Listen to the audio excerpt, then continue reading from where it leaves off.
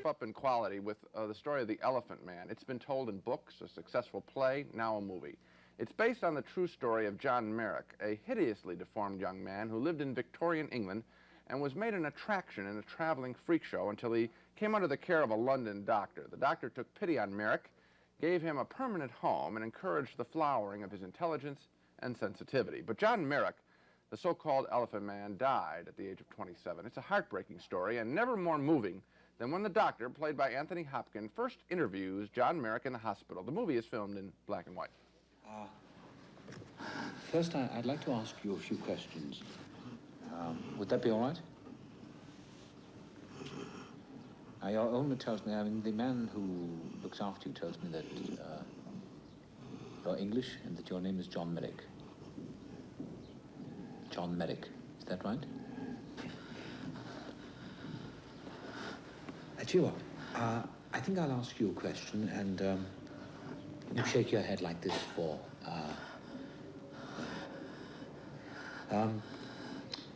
have you always been the way you are now? Are you in any pain? Are your parents still alive? Do you understand me? Your father, your mother, are they dead? Freddie, what are you doing for... At first, Hopkins' interest in Merrick is purely scientific as he presents his patient to his fellow doctors. Note, if you will, the extreme enlargement of the skull, the right upper limb, which is totally useless, the alarming curvature of the spine. Would you turn around, please? Turn around, please.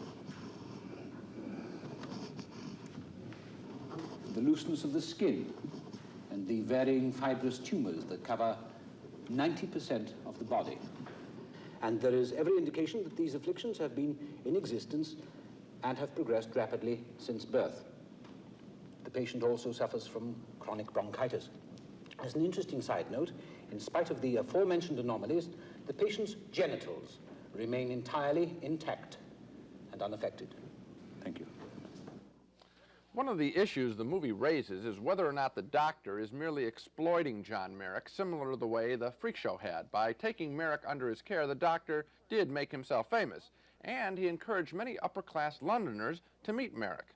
The head nurse at the hospital confronts Hopkins directly with that charge that he is exploiting his patient.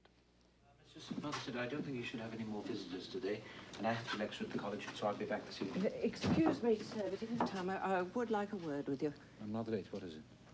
Well, sir, I don't quite understand why it is you allow that sort of people in there.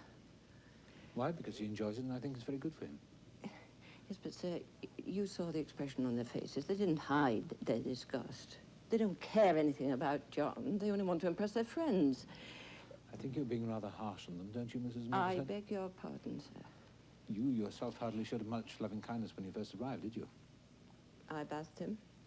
I fed him and I cleaned up after him, didn't I? Yes. And I see that my nurses do the same. Yes. And if loving kindness can be called care and practical concern, then I did show him loving kindness, and I am not ashamed to admit it. I didn't mean it exactly that way, Mrs. Motherson. Now, please believe me. Now, of course I appreciate your concern. I appreciate everything that you've done for Mr. Merrick. Thank you. But I am the physician in charge, and I must do what I think is best for him. Please, now, I'm also very late. If you ask my opinion, he's only being stared at all over again. Thank you.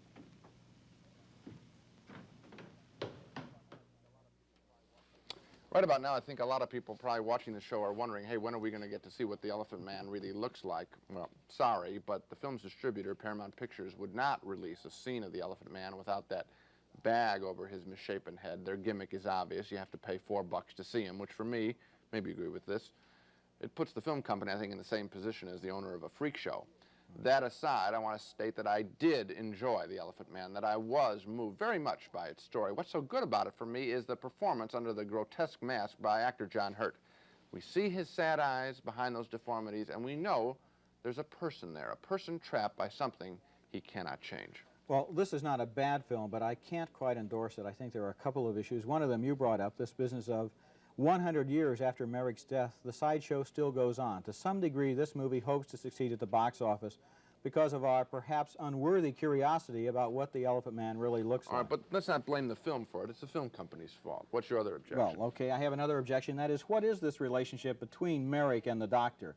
We're told in this movie we're invited to feel that Merrick was very courageous, very noble. Why? Well, maybe one reason is, despite his handicaps, he learned to function in society. Maybe that's a reason. In the movie, you don't get that. The movie starts out with him snuffling. He can't talk. He can't say anything. Later on, the 23rd Psalm, Romeo and Juliet. Where did he learn to speak like this? How was he brought along? I would have been fascinated by scenes showing the doctor-patient relationship, these two people learning to communicate. But no, instead of that, we get a lot of sensationalism. Well, I think what you have to assume from that is that the guy was simply traumatized, knew the stuff early. You're right, it's not clear on that point, but Roger, I think that's a small point compared to the big point of the film, for me, which was how we react to people who are radically different than us, to freaks, what we think is freaks. Sometimes people can't relate to people who are uglier, that they think uglier, or lower class than they are. This film had the same reaction for me that at the end of Close Encounters of the Third Kind, when we see the alien creature, and I felt how sad it was that we couldn't communicate with alien creatures. I felt the same way with this film. How sad it is that someone who is radically different from us, we cut them off, we shut them off, we eradicate them. I think that what you're doing, though, is bringing a good idea to the film that isn't necessarily there. I kept asking... I only got it when I saw the picture. What is this film trying to say about the Elephant Man? Well, it starts out by showing his mother, I don't know, raped by elephants, attacked by elephants, dreaming about elephants. The beginning... His disease has nothing to do with elephants. Then at the end, it shows him as kind of a star child, 2001 style. I don't know what that means You're either. only And bringing all up during small the film, points. he has all of this stuff about the Victorian Industrial Revolution. We see sweatshops, smokestacks, and so forth. None of it has anything to do with the life of the Elephant I can't deny the Man. little things that you're mentioning. I think what you are missing, unfortunately, the little things got in the way of, I think what you're missing, the big picture. That's why I like the film. Well, okay, I couldn't find the big picture in this film, so we disagree. We're back to disagreeing on The Elephant Man. Roger thought the film was badly confused in its motives. I found a terribly sad story about society's outcasts and the way people shut themselves off from other people. So 4 disagreements out of 5, but I think of the 5 movies on the show, the one that, even though I didn't like it, I think is probably the most worthy is The Elephant Man. No, we absolutely agree on that. That's the one to see. Okay.